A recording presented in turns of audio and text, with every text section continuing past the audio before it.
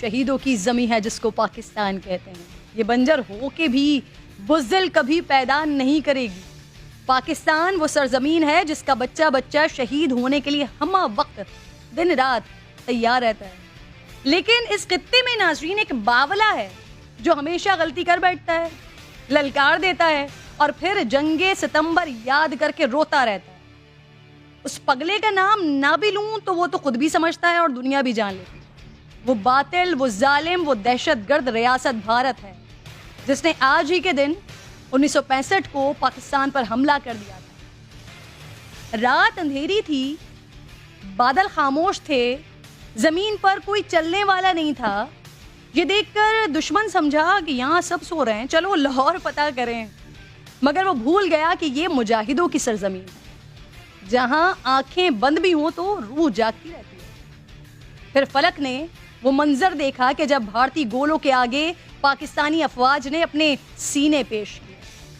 عظیم تر افواج کے مسلح سپاہیوں نے اپنے سے 4 گنا بڑے دشمن کو ناک کو چنے چبا دیے.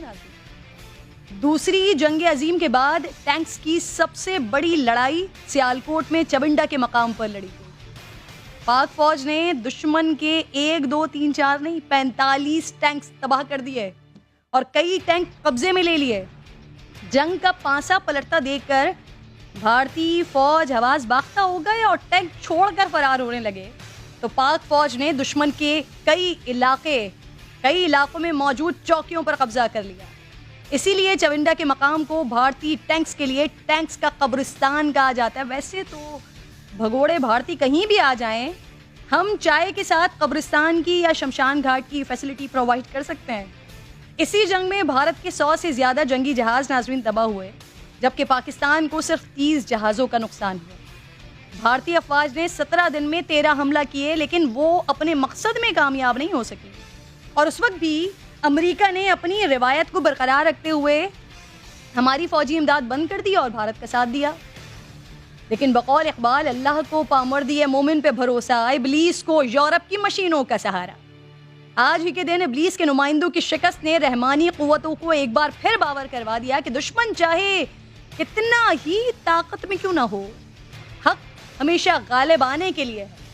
مجھے فخر ہے ناظرین اس قوم کا حصہ ہونے پر جس نے دشمن کو لاہور جم خانے میں ناشتے کے خواب سے 30 فینٹاسٹک کا دن دکھایا.